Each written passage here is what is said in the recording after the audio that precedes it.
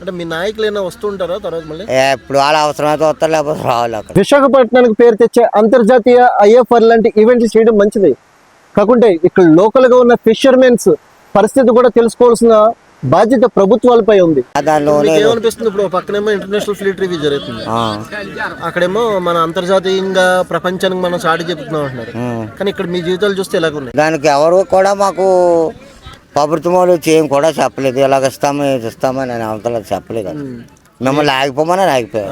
పొద్దున్న లెగిస్తే సముద్రపై ఆధారపడే గంగపుత్రులు పని ఇప్పుడు అగోమచారంగా మారిపోయింది. ఐఎఫ్ఆర్ రిక్రూటర్ ఏజెన్సీ కారణంగా గత 10 రోజుల నుంచి వీళ్ళు వేటకు వెళ్ళని పరిస్థితి.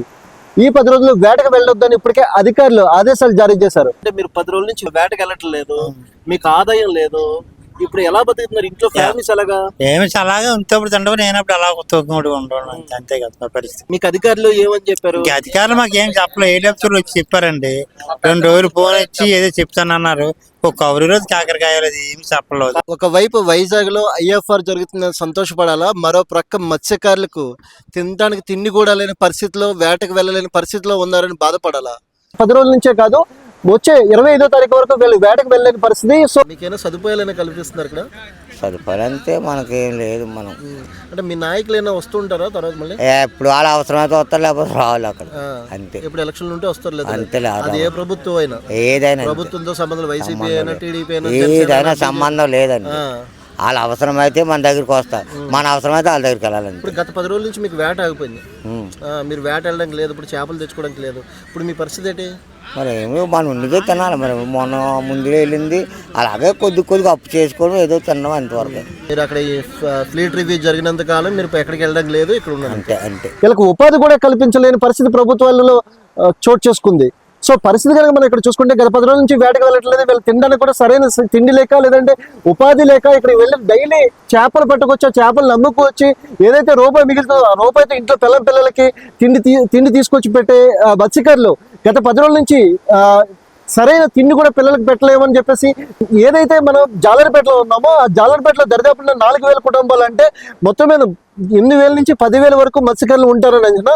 సో ఈ ఏరియాలో ఉన్న మత్స్యకారులు కూడా గత 10 రోజుల నుంచి ఉపాధి లేక బతుకు జీవుడు అని చెప్పేసి ఆకాశం వైపు చూస్తూ ఇక్కడ కూర్చున్న పరిస్థితి ఏర్పడింది. ఇక్కడ మనం జాలర్పేటలో ఉన్నాం. ఇక్కడ పరిస్థితి చూస్తే జాలర్స్ ప్రతిరోజు వేకుజామునే వేటకు వెళ్ళే వాళ్ళు గత 1 రోజులుగా వేటకు వెళ్లకుండా బతుకు జీవుడు అన్నట్టుగా బతుకుతున్నారు.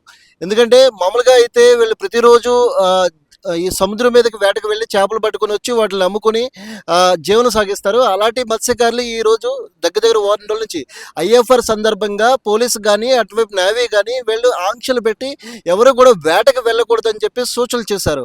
ఎందుకంటే ఒక పక్క ఐఎఫ్ఆర్ ఎక్సైజ్ జరగడం వల్ల వేటకు వెళ్తే ఒకవేళ వాళ్ళ ఎక్సైజ్కి కానీ లేదా వాళ్ళ ప్రాక్టీస్కి కానీ ఎక్కడైనా సరే బ్రేక్ పడుతుందేమో, లేదంటే కొన్ని సెక్యూరిటీ ఇష్యూస్ కారణంగా వీళ్ళని వేటకు వెళ్ళొద్దని వీళ్ళకి ఆదేశాలు జారీ చేశారు. అయితే గత 10 రోజులు వీళ్ళకి వేటకు వెళ్ళకపోవడంతో ప్రతి ఒక్కరు ఇక్కడ ఖాళీగా ఉన్నారు. మన దగ్గర కొంతమంది మత్స్యకారులు ఉన్నారు.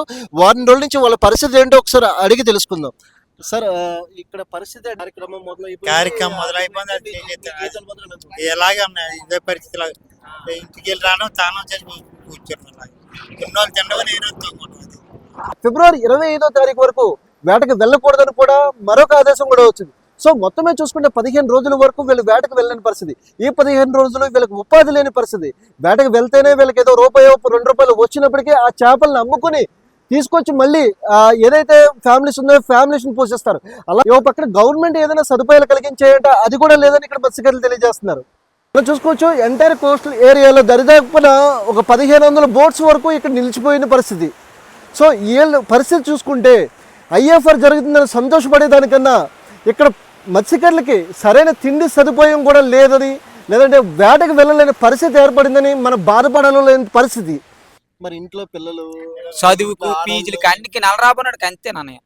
నెలకి 10,000 దొరికా అనుకోబోనాడికి నెల రాబోనప్పటికి మామూలు గుర్తిసేలు అయిపోతున్నాయి. అది వేట ఆపేశారు, ఒక పక్కనేమో అంతర్జాతీయంగా ఐఎఫ్ఆర్ జరుగుతుంది.